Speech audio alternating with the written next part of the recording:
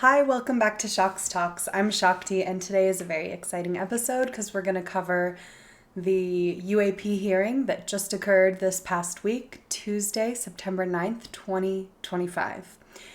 And I typed up 17 pages of notes. I watched the whole 3-hour long session, and I'm trying to get this episode into an hour or less, so I'm going to be flying through a lot of it. But what I'm going to do here today is I'm going to really dig deep into the opening remarks and the witness testimonies, and then we're going to talk about how this relates to past hearings and big picture movements that are happening in this realm. And then I want to close it out with what I think we can do and how we can all approach this, because sometimes it starts to feel so overwhelming when you see how much resistance there is to transparency, or how much control there is by these entities who are, a combination of people in the government, outside of the government, private contractors, business people, intelligence agencies. We're in a battle here. We have those who want the truth to be released to the public completely, as long as it's not a risk to national security. And then we have those who want to keep everyone in the dark because that's an advantage for them when it comes to their personal goals. And those goals are rooted in power and greed. So, as Richard Dolan always says, keep on fighting the good fight. It's like those of us that really care about this, we are fighting the good fight, because this is a huge global issue that we all need to be able to wrap our heads around. It impacts everyone, the planet, our futures, and it has past implications too. We need to understand more of the truth of this reality.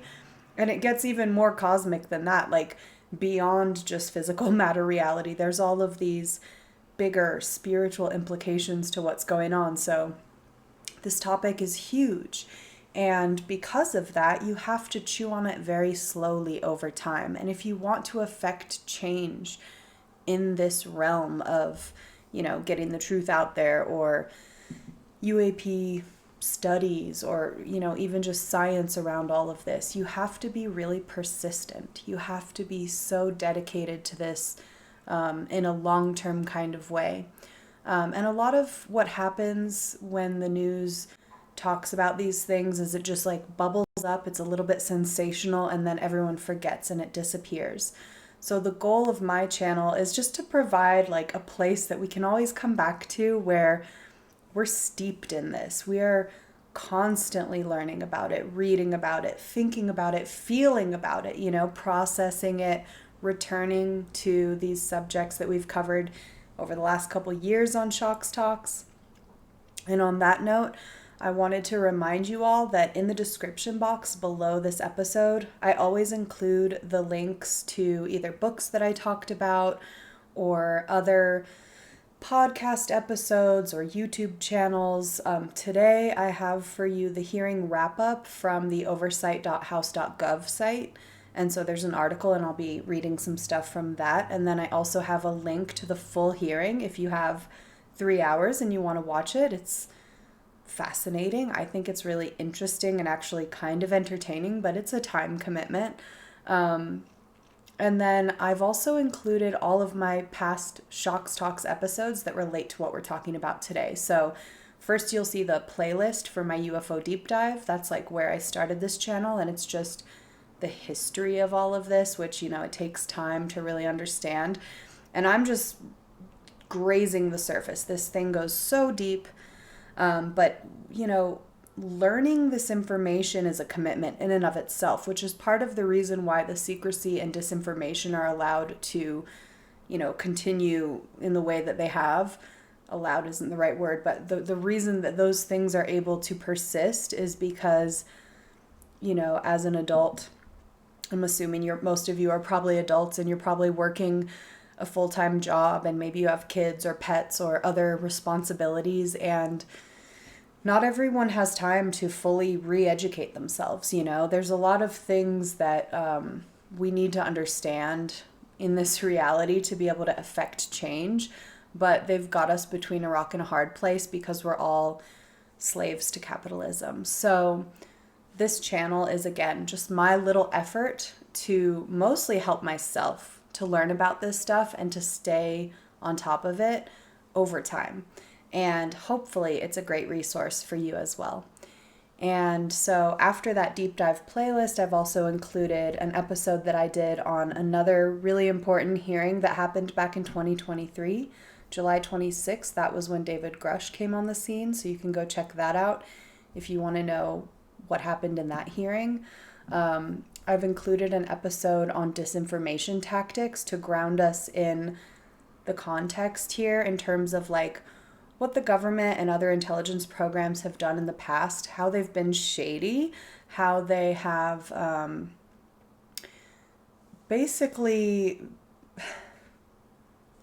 I guess, like they've been operating without oversight, and these are some of the bad things that have happened and why the Congress needs to care about whistleblower protections and things like that. And this episode on disinformation tactics was based on a white paper that the New Paradigm Institute published. And so I read through that and took notes and did a full breakdown, and it's fascinating. And then we have an episode on Alexandra Wiggins, which I've linked below, and he was one of the witnesses in this week's hearing. So I did a whole episode on him in the past and on his incident because he's been talking about it for a little while now. And Matthew Brown was mentioned in this hearing, so I linked my episode on Matthew Brown and Immaculate Constellation. And then I also linked an episode on the Tic Tacs. So let's get right into it. Actually, maybe I should keep this open so I can monitor the time. All right. On Tuesday, September 9th, 2025, the Congressional Task Force on the Declassification of Federal Secrets held a public UFO UAP hearing titled Restoring Public Trust Through UFO UAP Transparency and Whistleblower Protection. Other key UAP hearings that have occurred in the past include July 26, 2023, which I've linked my episode on that below. And that was the House Oversight Subcommittee on National Security, the Border, and Foreign Affairs. And that hearing was titled Unidentified Anomalous Phenomena, Implications on National Security, Public Safety, and Government Transparency. That hearing featured testimony from these witnesses: former Navy pilot Ryan Graves, former commanding officer David Fravor, and former Department of Defense official David Grush. And that was a very important hearing that was like a huge catalyst for a lot of what's happening today. And then there was another House Oversight Committee hearing on November 13th, 2024, titled Unidentified Anomalous Phenomena, Exposing the Truth. The witnesses for that one included former Rear Admiral Tim Gallaudet, former Department of Defense official Luis Elizondo, and former NASA Associate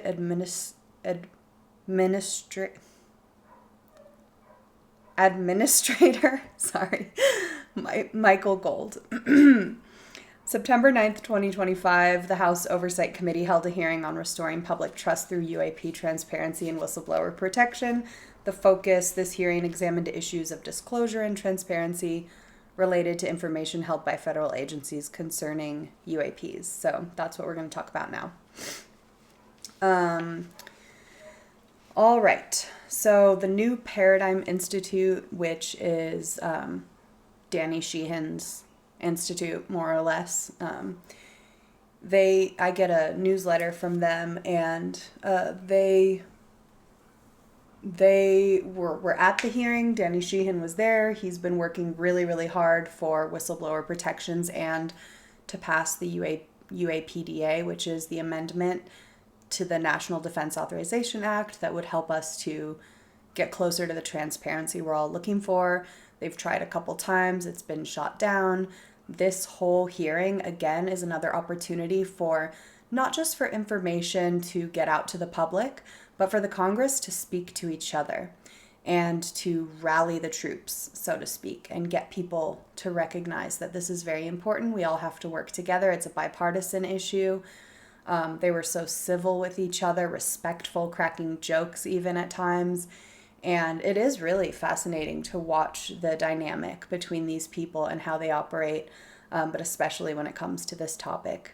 And I'd say it kind of is heartening, or it gives me hope in a way, because they're not just talking about UAP. They're talking about issues across the board, like bigger issues within the government, and kind of how certain powers that be are just flying under the radar, getting away with things that they shouldn't be getting away with. It's not constitutional, things like that. So they're really trying to like bring back some semblance of this democratic government that we want to function for the people.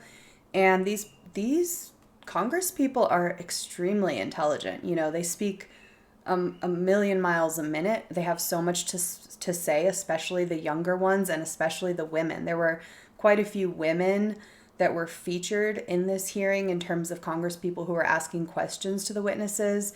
And Representative Luna was the moderator and also just like is a total badass. She's really, really smart. And I know not everyone loves the Joe Rogan podcast, but I do respect what he does. I don't watch all of his stuff, so I don't watch things that other people might consider problematic, because I'm always focusing on the stuff that's in this realm.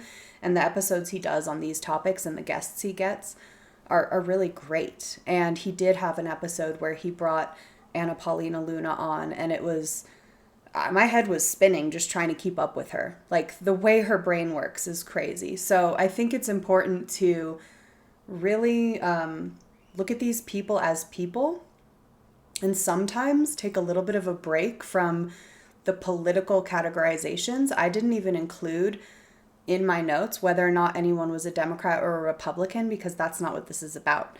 I just put their name down and we're just going to talk about what they said, because they're all just people and they're trying to do a job, and it's an important job, and it's very important that we have space for differing opinions, and yet we can still come together on the issues that matter most.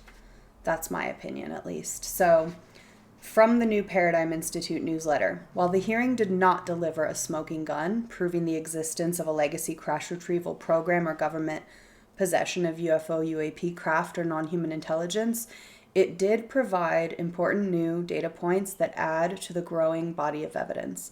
This is just to kind of frame it all up, just to say that, like, none of these hearings are going to be like, oh my God, it's disclosure, everything's out there now.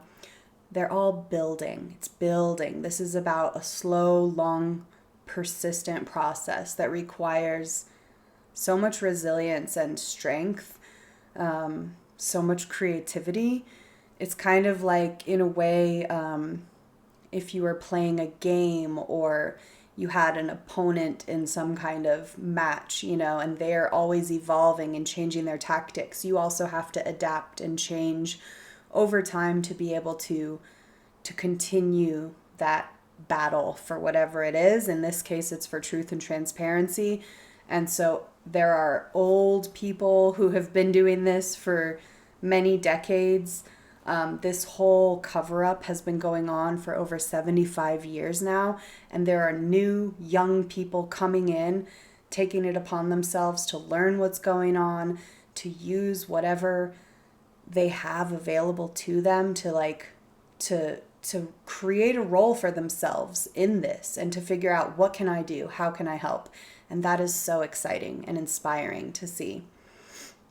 So everybody's working together, and that's what it's all about. This hearing was covered by many major news outlets, including USA Today, BBC, NBC News, ABC News, and The Independent. However, just like when I went to chat with like different friends and people about this, a lot of people have heard about it, but they don't know a lot, and then it kind of just falls off the radar and they stop thinking about it. and they were kind of surprised that there wasn't more coverage. So again, we've talked about this before, but we can't really rely on mass media to do justice to this topic, which is why independent researchers and journalists are so important. Like me. I mean, like us all that care about this, but I want to be important. I want to be useful. I want to help, I want to learn first and foremost, but I also want to do my part to kind of preserve and share the information to whatever extent that I can.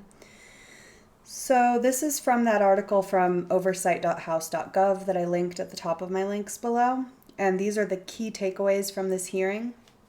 Number 1, the federal government has failed to provide adequate information to Americans on the existence and effectiveness of programs related to UAPs.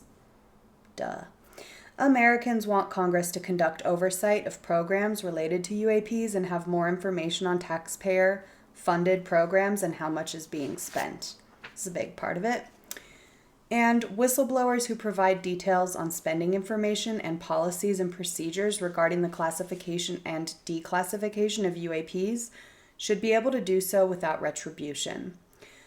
So there was a whole rhythm to this hearing, and I would say it went like this. Drop a bomb of information that might rile people up and also be kind of a hard pill to swallow, and then throw some cold water on it, cool things down, bring it back to the larger issues. Drop another big information bomb, let it go off, everybody's kind of getting riled up, and then throw a little more cold water on it and calm it back down and bring it back to just even if this wasn't about UAPs, we just have to make sure that there's always room for whistleblowers in this government. Or even if, this issue had nothing to do with UAPs, which it does, we would still want to make sure that our government is functioning the way it's supposed to. So that was the rhythm. It was very much a back and forth. And they really craft the structure of these things because they know who's asking questions, they know who's giving opening statements, they have everything written out before, they're talking as fast as they can because they have to get it all in, and certain things have to get on the record. So they also know what videos they need to share, what documents they need to make people aware of.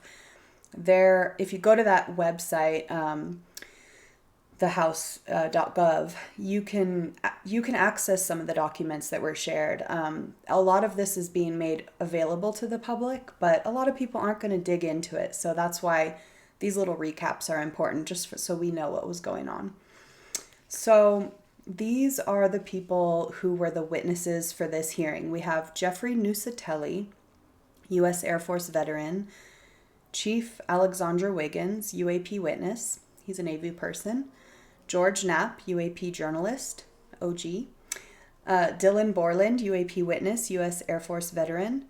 And Joe Spielberger, a minority witness. He is Senior Policy Counsel, POGO, Project on Government Oversight. So he's really speaking to the importance of whistleblowers and the need for oversight, and he's there to kind of provide examples and information about other times in history where oversight and also whistleblowers played a key role in positive forward movement for the whole government, for the US people. So you'll see him giving those comments, but he's not one of the key witnesses. All right, so opening remarks by Anna Paulina Luna. So first she just kind of starts by talking about how UAPs, or unidentified anomalous phenomena, have been shrouded in secrecy, stigma, and outright dismissal. A quote from her today is about national security, government accountability, and the American people's right to the truth. So this is what I'm talking about here. This is the big overarching message. It's like, hey guys, yeah, there's probably aliens or something is going on here, but also we've got issues. We've got issues in the government, and we really need to get it under control. This is one area where we can illustrate many examples of how systems are failing us, and there are more. So this goes beyond just UAPs. She brings up her experience being turned away from Eglin Air Force Base when she and other Congress members were trying to follow up on whistleblower testimony of UAP activity there. She's talked about that on different podcasts, and she's been talking about that for a while. She says, we cannot protect our airspaces if our best trained observers are kept silent. We cannot advance science if we refuse to ask questions. She talked a lot about Sean Kirkpatrick and brought him up numerous times throughout this hearing. She did call him Kilpatrick a couple times, and I was like, is this a Mandela effect? Like, I thought his name was Kirkpatrick. She keeps saying Kilpatrick. I looked it up. I'm pretty sure it's Kirkpatrick. So if you hear that, don't get confused. But what we're talking about here is this man who was the first director of AARO, the All-Domain Anomaly Resolution Office. And this was created to investigate UAP. And there are lots of good people in that organization who are just there to do their jobs and wanted to do these investigations, but there are also people in there trying to sabotage it all, and he's one of them. She called him a documented liar. She even threatened to subpoena him later during the hearing. So there's a lot of people against this guy. He's been pretty shady. He's no longer the director of AARO, but he still seems to be associated. He has an intelligence background. He's definitely a saboteur, we could say. And part of why programs like AARO cannot succeed, it's almost like you put a boat out into the water and then someone like him comes along and pokes a hole in the bottom of it. So no matter how you're trying to row forward, it's like water is starting to fill up and you can't get anywhere. You know what I mean? So, he's someone who's blocking progress, and this came up a lot throughout this hearing. She calls these government offices, hold on. She calls government offices and oversight bodies like AARO graveyards for testimonies, or worse, ruses to pretend to investigate when in actuality there was no follow-up. She said, if that's what we're doing, then we're not doing our job. So she's trying to make a call to action here, like, come on, government, get your shit together. We have a job to do. Let's do it, you know? She said that in recent months, Congress has been presented with knowledge of technologies that are currently beyond our capabilities. Their job is to follow the facts wherever they lead and not bury them under bureaucratic excuses. She said, let me be clear, whether UAP represents foreign tech, natural phenomena, or something truly unknown, these things require either national security measures or rigorous science. Basically saying, let's not even worry about what it is. Let's just deal with it. Let's handle it. Let's study it. Let's not pretend it's not a thing, because it is a thing, and it's affecting people, especially Air Force, military, Navy people. And missile sites, as we know, huge history. Look up my UFOs and nukes episodes. There's a huge history of these things interfering with missile sites around the world. The risks, other nations are studying these phenomena aggressively. They're not waiting for us to catch up. If we continue to hide information from ourselves, we risk strategic surprise. So in order to keep that competitive edge with other adversaries, we gotta be open about this, at least to some extent. If we continue to ignore our pilots and service members, as well as countless government whistleblowers, we risk losing their trust.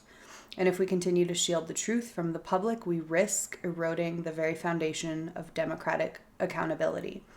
So Luna is framing this whole hearing up by saying that, like, these are the three things that we need to keep track of. We need to keep our competitive edge globally. You know, it's a way to speak to the people that care about the military industrial complex, but it's also like, yeah, national security.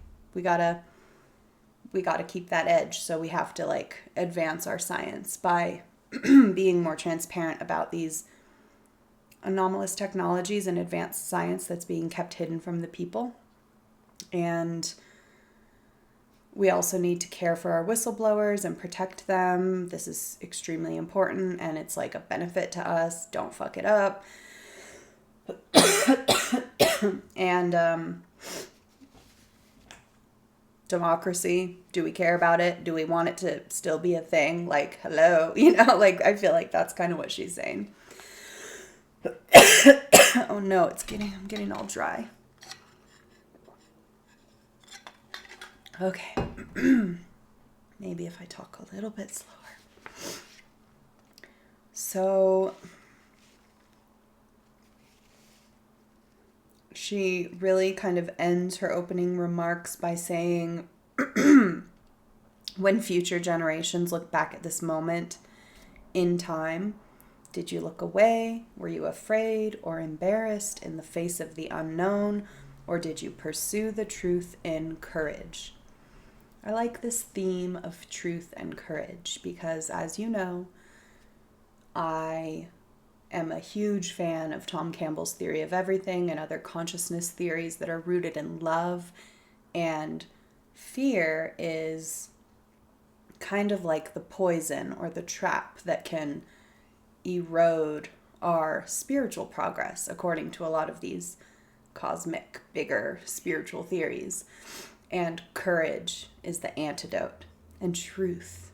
So this is beautiful to me. 34 senior military, government, and intelligence officials have broken their silence. So we're not just talking about the 4 witnesses that are here today, but many others have come forward and spoken with Congress as well. Then we have Ranking Member Jasmine Crockett. And she kind of like is cooling it down. Luna kind of revs it up. She kind of cools it down. She's like, well, we don't know what anything is, like we also have to make sure that like we're not seeing things that are actually advanced tech that our adversaries are making, and we don't know, but also we do need to respect whistleblowers, and we do need to keep them safe, and we do need to make sure that information flows, and Arrow could be doing something cool. Ultimately what they should be doing is gathering the combination of civilian, commercial, and military sources needing to come together to create the complete picture. So she is kind of like mellowing it out a little bit, but she's also saying like, yes, these things are important. Again, I think this is part of the overall rhythm of this whole thing, because she came in pretty hot towards the end again too. So like she's behind it, you could tell. And she says that I hope today will be an example of whistleblowers receiving the respect, support, and protection they deserve. So this whistleblower thing is a huge emphasis with past hearings. National security, national security, national security has been the emphasis. They keep repeating it over and over and over again throughout the thing. This one was really whistleblower protections and just government transparency. So then we had some comments from Dina Titus, who represents Nevada and pays her respects to George Knapp, who is the investigative reporter whose career started in Nevada, and he's been doing this stuff since 1979, and he's been reporting since 81. He has received Emmys, he hosted on Coast to Coast, and she says, like, he's told Nevada's story with integrity. And so that was just nice because, yeah, he's a super important person when it comes to all of this. And people are just trying to say, like, this is someone who I respect and we should listen to.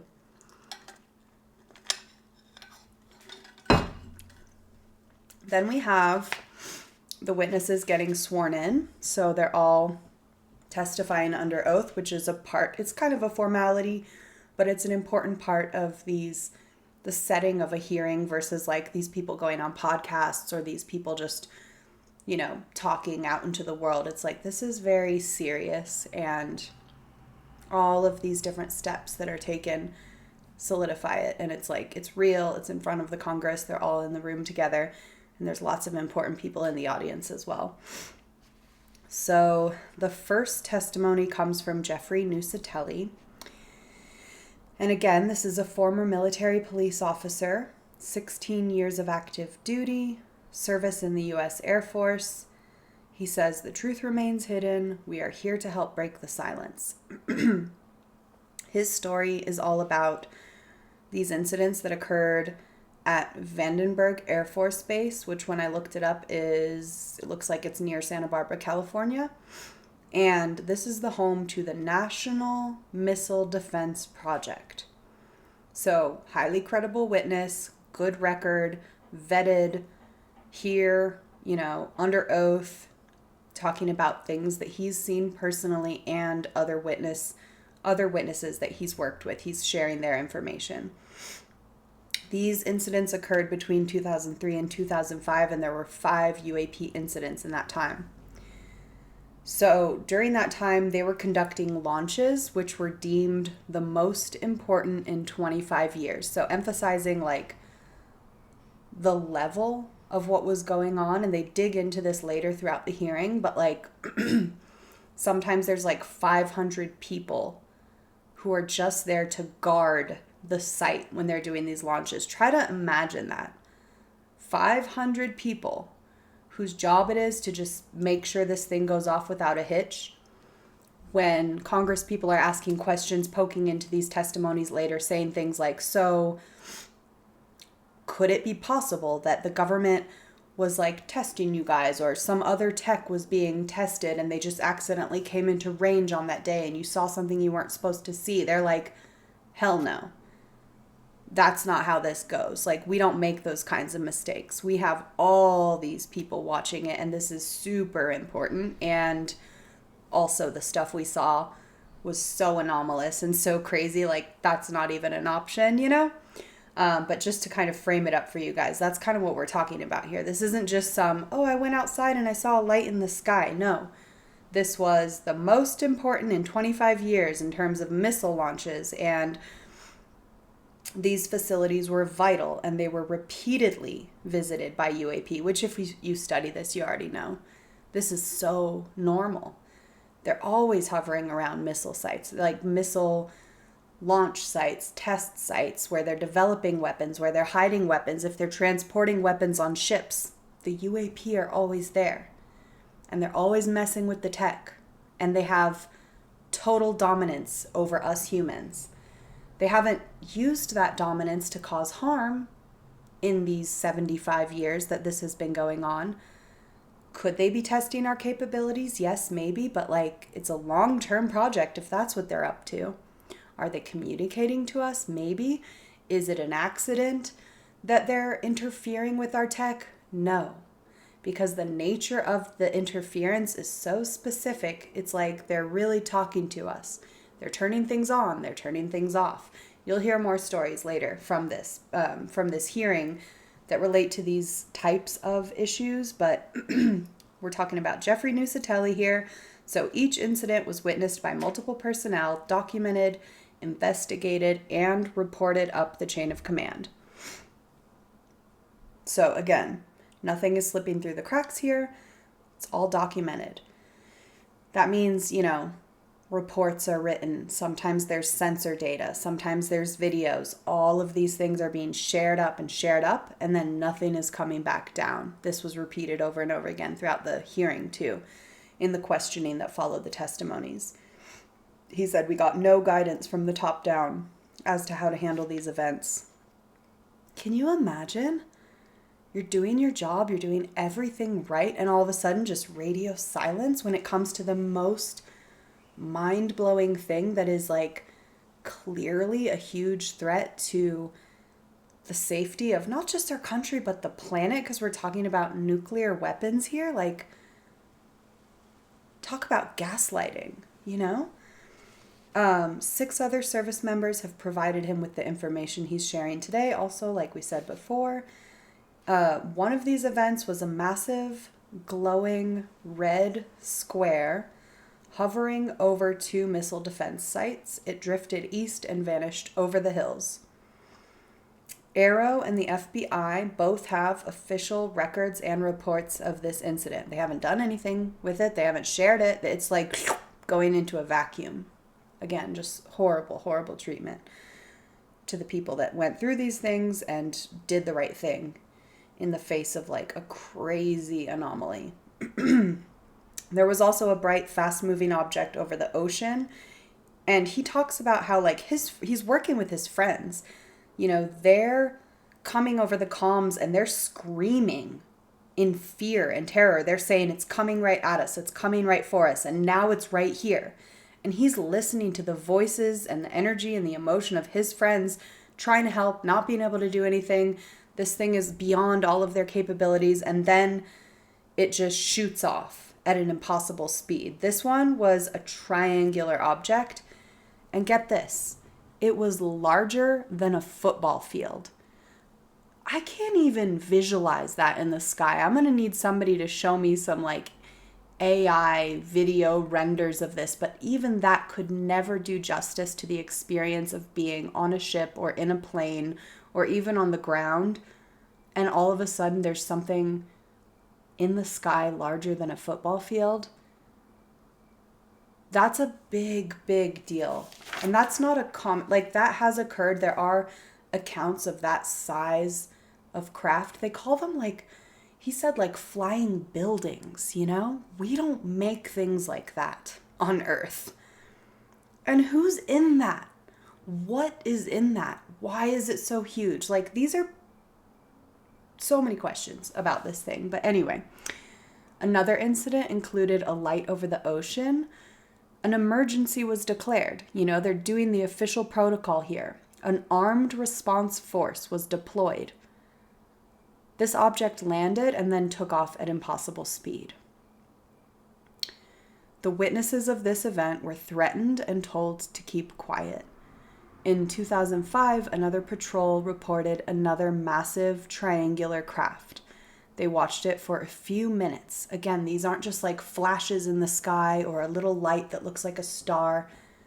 This is real craft, credible, trained witnesses, military personnel, Air Force, Navy that are seeing these things, okay? And they're observing them through multiple sensors with their naked eye and for multiple minutes at a time. That's pretty wild. So then Nuccetelli also had his own encounter. And this is similar to things that have happened to Lou Elizondo and others where an orb comes. Just a strange, we got to track how many times does an orb visit these witnesses. But this guy had his encounter where he saw it far up in the sky like a satellite. And he was just watching it like we do. I'm out there watching satellites every night, waiting to see if any of them show anomalous behavior. So imagine you're just seeing a little light doing its normal little arc across the sky. All of a sudden, the light started pulsing, and then the thing ended up coming right over his house, about 200 feet up. It was a sphere of light, and then it traveled up and disappeared into the stars. A quote from Nuccetelli, "The question is no longer whether these events are real, but whether or not we have the courage to face them." And just so you know, his tone was very calm the whole time. He was, being honest about everything, but it seems like in a way he was playing it safe. He wasn't there to rile anybody up. He didn't have an emotional story. He wasn't mad. He was just this is what's happening, That was his kind of vibe, I would say. He was very professional, So he talks about his 3 goals: fund independent research, end secrecy and overclassification. The overclassification piece is important. We'll get into that when we get into Spielberger's testimony. And then protect the witnesses.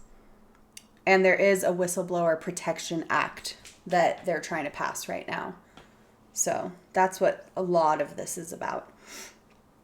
Then we heard from Chief Alexandra Wiggins, and this is the one person here. All of these other people are former intelligence, former military or Air Force, or we have a journalist and we have this pogo guy, but this person is still active. So I think he's the only one who's been in any of the hearings so far who's still in active duty, which is just interesting. And I've linked my episode on him down below. This was an eyewitness of a UFO UAP event. U.S. Navy Senior Chief Petty Officer Wiggins. So his story takes place on February 15th, 2023 at 9:15 PST off the coast of Southern California. Hotspot. Lots of activity there. This happened on the USS Jackson, and it was a tic-tac incident. So you have a self-illuminating tic-tac shaped object emerging from the ocean slowly and then linking up with 3 other of the same kind of object in formation, and then they all shoot off, at a impossible speed. It was synchronized. They disappeared simultaneously. No signs of propulsion. Multi-sensor reading. So the details around this are very interesting because what happened is part of his job is to work with the people who are monitoring all the radar data and the various sensors. And they first saw it on their sensors, and then he went out to the bridge to look with his eyes and see if he could see what was on the sensors, and he did. So there are recordings of this. It's all been reported. Everything is captured. This is not an easy one to dismiss, And those recordings have been shared, and then he recognized that oh, my voice was the voice in that, and I was there for that, and he wanted to help tell the story because he's I was a part of that. But this guy, the tone of his whole testimony is very much I love the Navy's been good to me, nothing bad has happened to me, no retaliation, no just abuse, he's just I love my job, I want to do right, I believe in aliens, you know what I mean? He's really kind of the positive, kind of good guy energy, and very much I just want to get the information out there, So it's interesting, the different flavors of all the personalities coming together. And his 3 main things, we had from Nuccetelli, we had the independent research, ending secrecy and overclassification, and protecting the witnesses. With Wiggins, we have aviation and maritime safety, reporting without stigma, and declassification and transparency where possible. He qualifies it with that because, sometimes it is an actual risk, a security risk, and nobody wants that. And then we go to George Knapp, investigative reporter for 38 years. So I'm 40, so George Knapp's career has lasted the length of my life. And I have so much respect for him. He's just this classic journalist, It's they don't make him like that anymore, He's such a cool guy.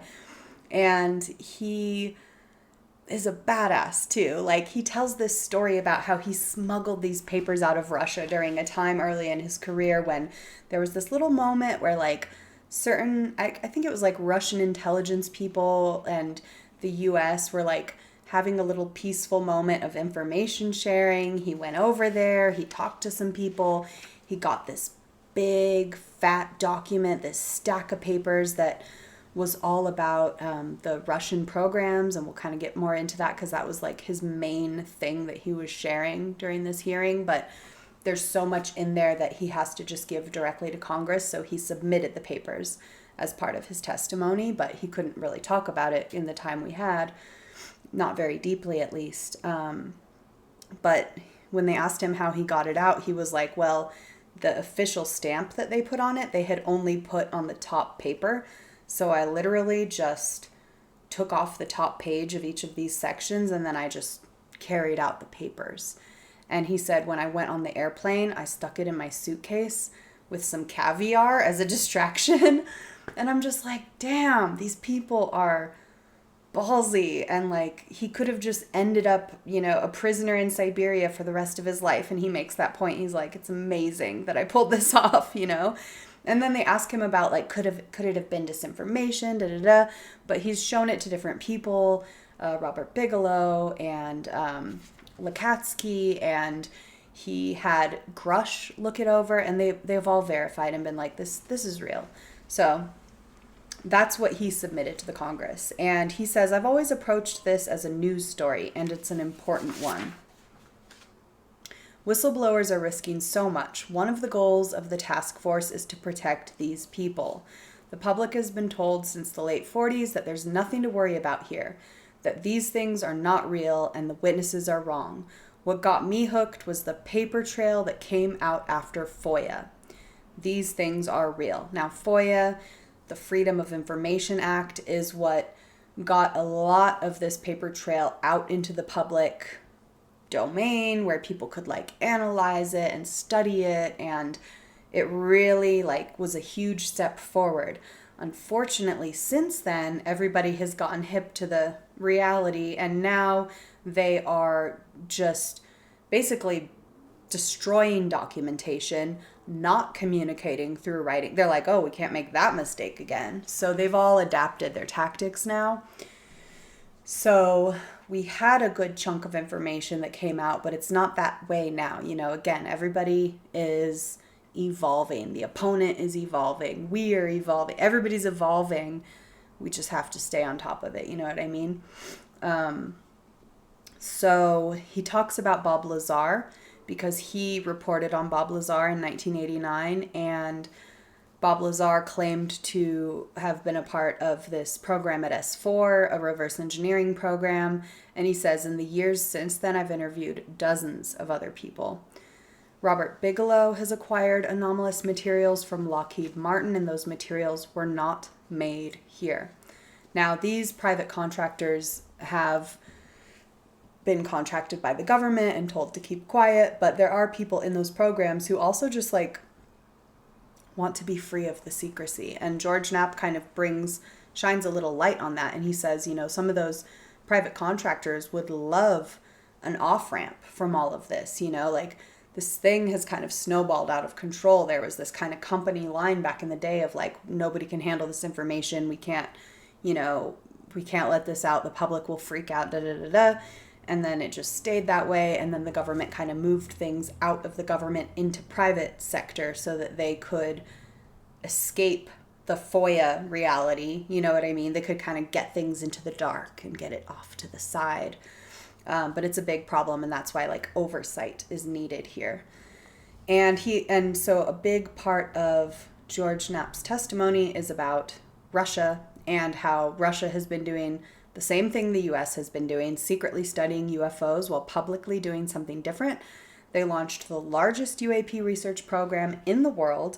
They had the whole USSR working on it, filtering reports all into one program. So they were organized and they had their shit together. And many of those were sent to the KGB, but there was also an analysis program, and they were trying to build their own UFOs, and they were working to develop technology that was superior to anything in the world. And so all of the videos and documents submitted are available to the public. He makes that point in his testimony.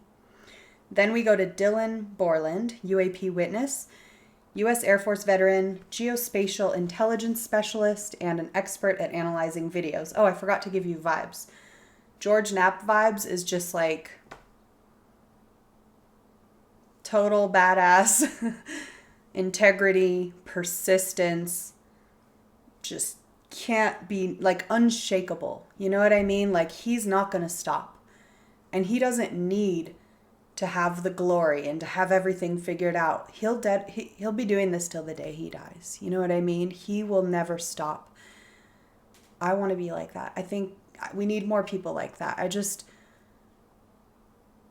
It's amazing to me. He's he got hooked on it, and he was just this is too important to ever let go, even in the face of failure or so many obstacles. That takes a real strong character and so much integrity and so much love, to be honest, because why would you do all this? It's not for any personal gain. This is about taking care of each other. This is all service to the people, to the greater good. Anyone who's really fighting in this arena is risking a lot.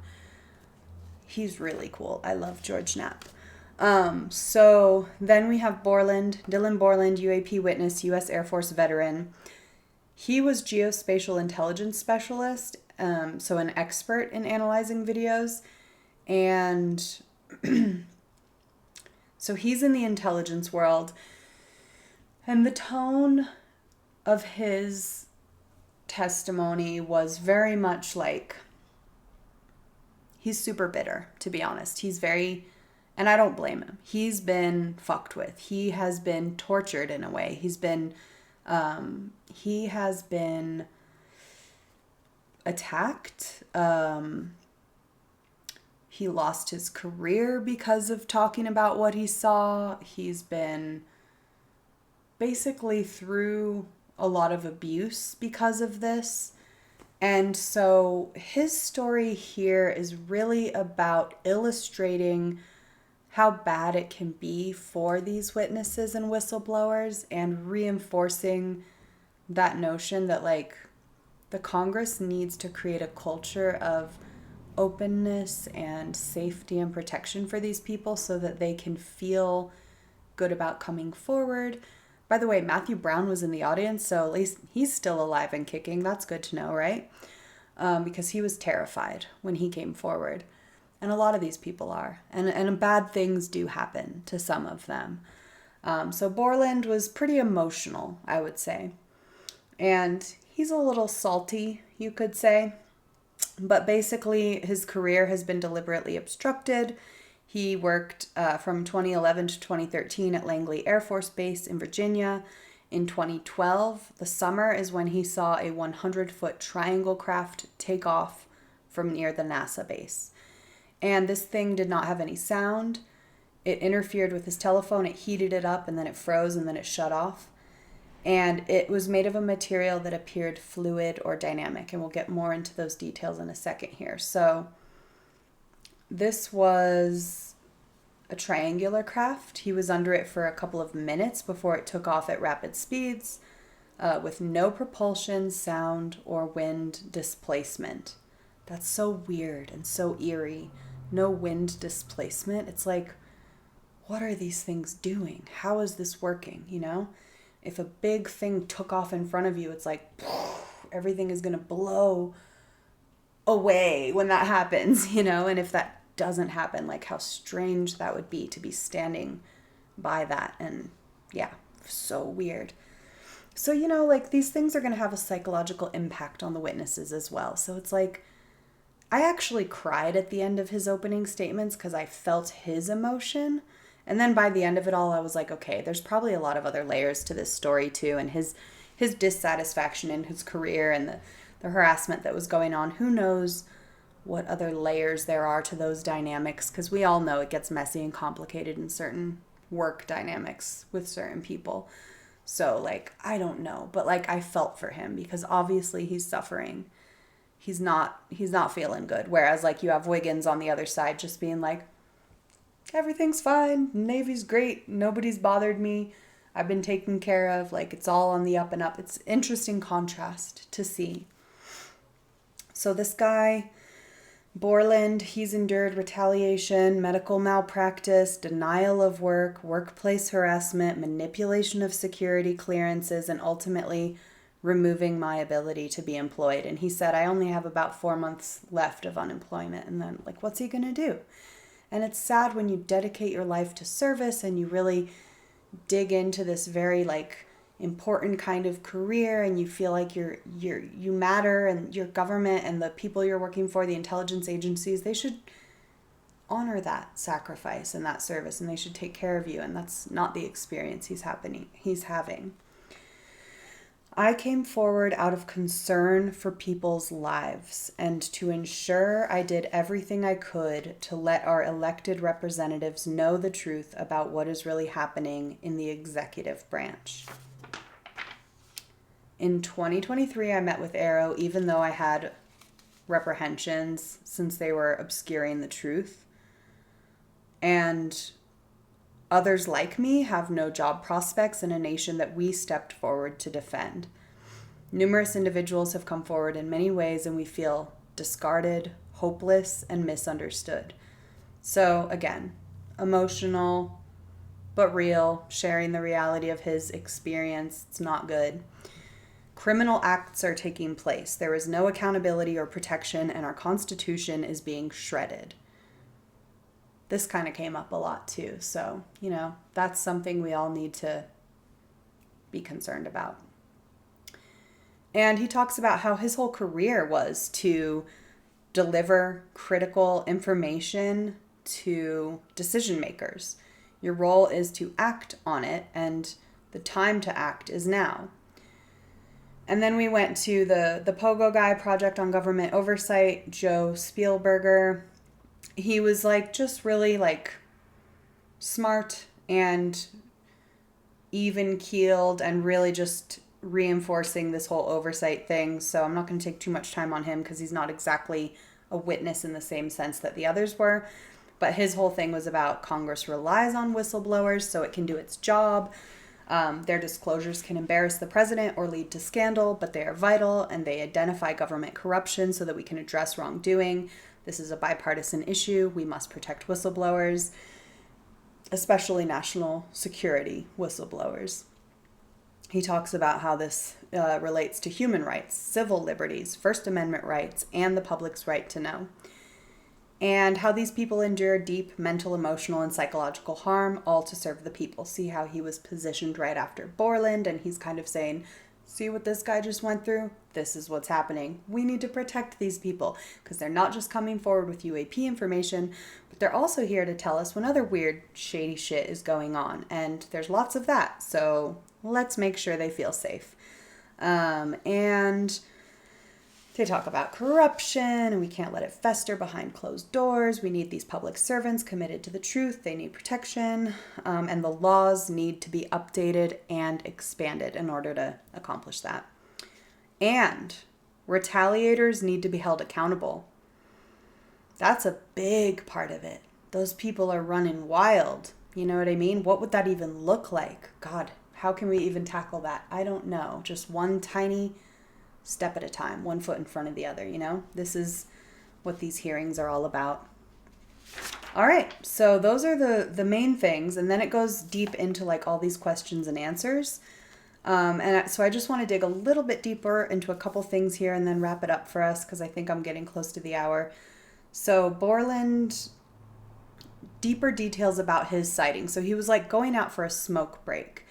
And he was walking towards the flight line. And as I began walking towards the flight line, it flies to me the light that he saw. He saw a light that he thought, oh, maybe that's a weather balloon or something. Then the light flies to him and a triangle manifests out of the light.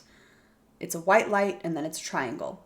It stopped about 100 feet in front of me and 100 feet above me. And that's when his phone got hot and froze and died. And then this thing was about 1 to 2 stories thick, equilateral triangle. He could never see the top of it, 90-degree angles. It had 4 lights in total. And one of those was on each corner. And then there was a larger one in the center that was 2 to 3 times the size of the corner lights. And the craft itself, he said, was like a black metallic flight paint, but on top of the craft was this gold lava-like plasma or something like that, some kind of fluid that was moving all around it. So weird, but we've heard about plasma things before in other sightings. And so many triangles, this triangle craft. And once the center light flashed, that's when it took off. And then he smelled the smell of after a thunderstorm or lightning storm. And he said that he felt a staticky feeling all over him. And then once it was up to flight level, he could only see the center light. And now it's looking more like a star. And then it moved due east over the Atlantic Ocean. And because again, this was in Virginia. And the entire thing was about 15 minutes. Let me just double check that yes, Langley Air Force Base. That's in Virginia. So,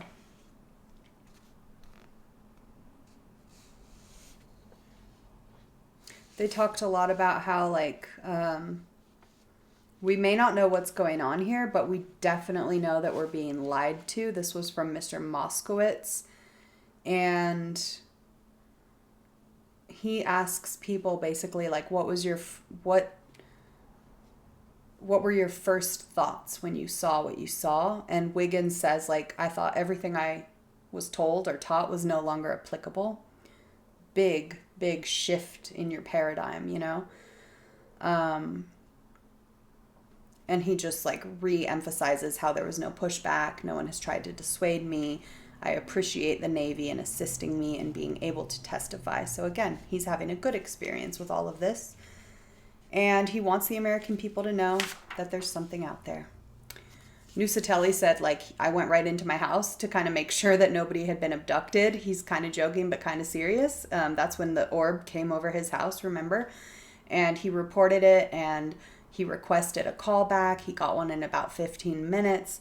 No reports from the weather station about things that were supposed to be up there. And so then he wrote all the reports and filed them and, filed all the information. And he said he's been talking about this thing for 20 years. He doesn't know what he saw, but it changed his life. Incredibly profound. He said, like, it's just weird when the object responds. Like, I saw it, and then it's almost as if it came down to investigate me. And, we've heard these kinds of stories before. He's like, maybe it noticed us. That's what we talked about. That's what we've been wondering about all this time. And they talked a lot about how even stories that get out into the public can be reverse engineered by these intelligence agencies. So like, just all the disinformation and cover-ups and like twisting of the truth that can happen. Knapp kind of was going over some of that stuff. And then they made a point to talk about 9/11, which sounds like why? That's so random. But basically, Miss Crockett was asking the Pogo guy, can you provide an example of when national security was inappropriately used as a pretext for classification? Because what's going on with UAP issue is everything is, it's need to know, it's classified, it's above your level, it's above this, it's above that. And they're overusing classification to keep people in the dark and to prevent government oversight. And so they wanted to illustrate how that has really basically fucked us up in the past. And so Spielberger basically brought up the 9/11 Commission, who found that overclassification was a key factor in the failure to adequately prevent the attacks of that day, which is a pretty powerful example and a good point that they brought up. They got to make this argument. They're trying to get Congress to do the right thing. And it's like, look what happened here. So that's kind of part of what's going on in these hearings. And then she also asks, like, what are the lessons from these failures and how can we guide Congress in approaching UAP oversight? He says, we would advise this Congress to ensure that agencies adopt a general policy in favor of disclosure instead of a knee-jerk need to overclassify. We should assure that when information is classified, it should be only for real critical national security concerns. I have a big highlighted point that said, the women are rocking this thing, because I was like super impressed by a lot of the women Congress people. Burchett talks, he's cool. He's been on this for a long time. Like, he's been trying to push all of this forward. And like Luna's kind of like taking it up and like helping to keep it going.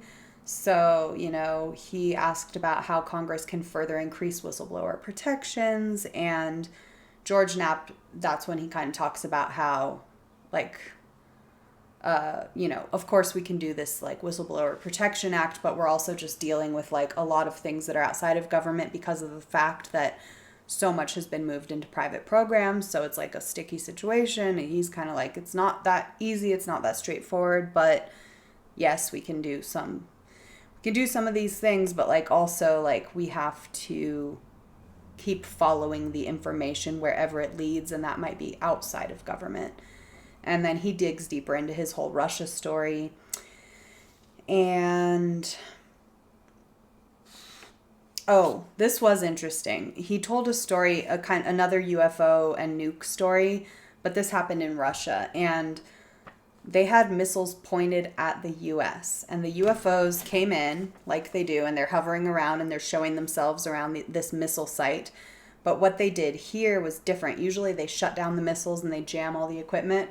In this case, they initiated the launch sequence, and Russia was about to bomb the US, and they were all scrambling and going crazy trying to turn them off, and then the UFOs turned it off, and then they leave.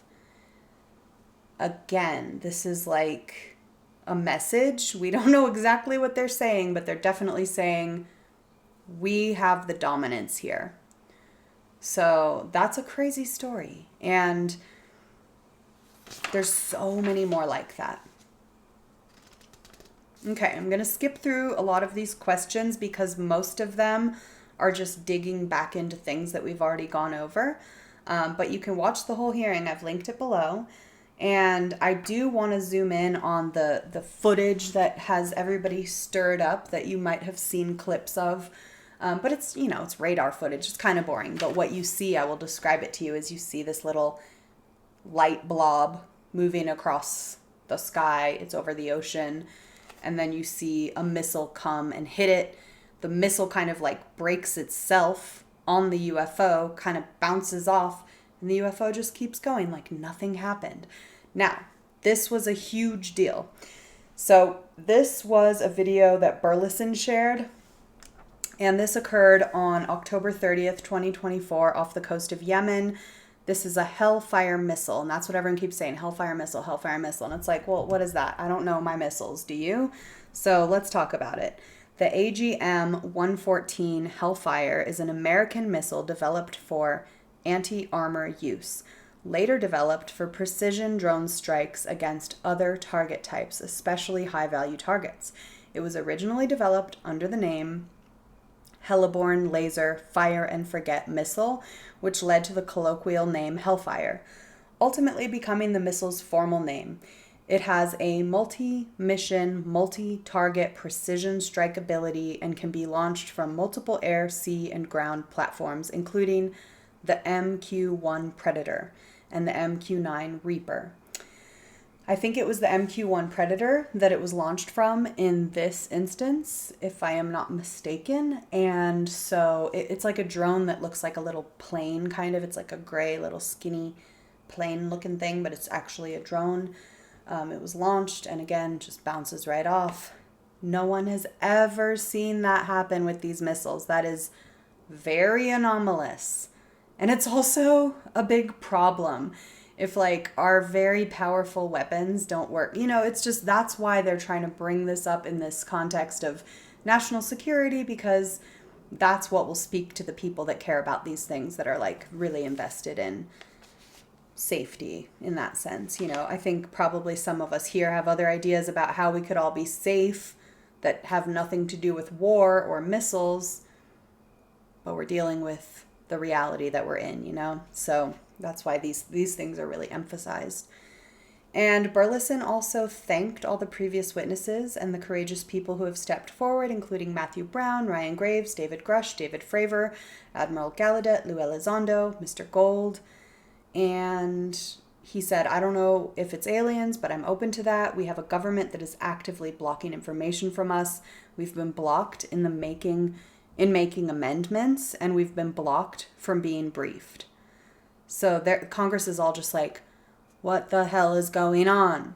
We can't do our jobs, Okay, so many more pages of questions and answers, but I'm going to keep it brief for today because I really do want to wrap this up.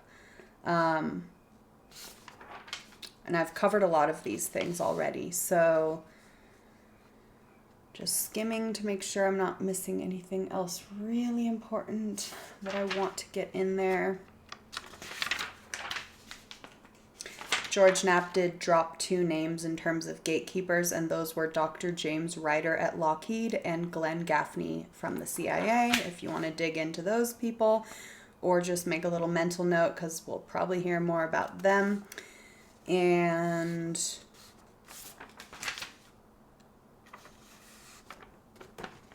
I still can't get over this thing that was larger than a football field. That is just blowing my mind. And that's it. So, something that happens when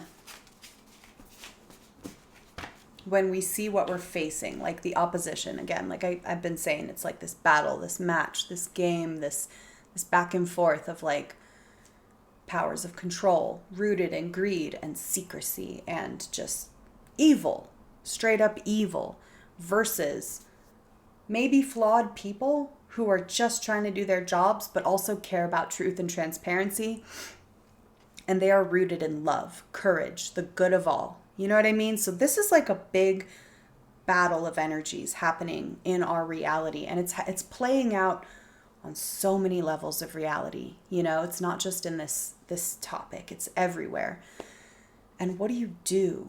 These people are so powerful. It can make you just feel like you want to give up and that there's no hope and there's no way forward. They keep blocking, shooting down the progress. 5 steps forward, 10 steps back, like pushing these little nice guys to the side and then just bulldozing forward with their evil agendas. What do? So for me, this is why it all comes back to this kind of consciousness, spiritual, larger reality thing that's playing out. Because for one thing, in order to stay full of love and inspiration and courage and to even be effective on the little level of the game, you got to like dip into that greater power, and you just have to accept that I can't do everything, but I can do something. And then you get to business figuring out what you can do. And what you can do might include learning. It might include self-care. It might include educating your child, if you have a child, in a way that will help them to be a courageous, loving, intelligent member of society moving forward. You can engage with your friends. If you want to get politically involved, you can sign up to the New Paradigm Institute. You can be a volunteer. You can write letters to your representatives. They make it super easy. You can help to fight for the Whistleblower Protection Act or the UAPDA. You can read about the history. You can really consider the implications of this larger reality and start to like process it so that you're more able to take in new information as it comes to us. And then you can figure out, where in my life am I operating based in fear, and where are my beliefs blocking my learning progress, or like where am I operating out of love and courage, and how can I like feed that more. And like basically what I'm trying to say is I think we all matter and we all have a part to play. And I think that we all have to understand that like it's going to take all of us doing what we need to do, and it's going to look different for all of us. Whatever it is that we need to do is going to look different. But there is always the opportunity to learn and grow and evolve towards love. And I think it's worth considering whether or not that's appealing to you. And then kind of doing the experiment of like, what happens when I align myself with love and courage? What does that look like in my life? You might not need to get involved in the UAP topic. I'm not saying everybody needs to like do that, you know. It might just mean like you're finding another area of reality where you can shine a light on something that's not working well or that is wrong, you know. And it takes courage to break out of these systems of control and power, and the people that are coming forward are examples for us to kind of use as inspiration. But we also have a responsibility back to them. You know, we need to honor them, and we need to care for them, and we need to just care about each other. And that's why I think that, you know, paying attention to what's happening in these hearings is something that has to be done in this very methodical way, like we're doing here today. Like, we got to break it down into the little bite-sized chunks. We have to analyze those chunks. We have to look at the big picture. We have to zoom in and zoom out, and zoom in and zoom out, and take breaks and do other things and care about other things and then come back to it. If we just let this news kind of skip on the surface of the pond of reality like a little rock across the water, we're not getting deep enough with it. And that's what happens when these bigger news outlets just kind of like, blah, blah, blah, here's a story, here's what happened. And you're like, whoa, like I don't even have the context for that. I can't even wrap my head around that. So therefore, I'm going to forget it. And I'm going to go about my day because like, that's just too much. The only way to get this stuff and grasp it is to just be with it over time and continue to roll it around. We're just looking at it from every angle, and there's just so many more dimensions to this that we're going to continue to get into on this channel. So thank you for being here and listening to all this with me today. Check out the links below. I also think that all of this is a major motivation for us to continue developing our psi abilities because, as we know, and this is the whole other side of Shock's talks, that is one way to penetrate these gatekeepers and these like secrets is through direct access of data and information, and that can only happen through techniques like remote viewing and out-of-body experiences, and strong intuition can even play a part. Even if you can't be a remote viewer and just access the data directly, your intuition can lead you down a path of learning and understanding that is relevant to your life's purpose, and that's worth a lot. So at the very least, doing our spiritual practices or learning about our psi capabilities or developing a deeper understanding of the nature of reality is going to help us to advance as people. You know, we're in this together, and this is all about love, and all the people that are fighting the good fight when it comes to UAP and UFOs are also just trying to get the information out there so that we can all figure out what the hell to do with it. You know what I mean? It's getting real. All right, I'll see you guys next time on Shock's Talks. Thank you.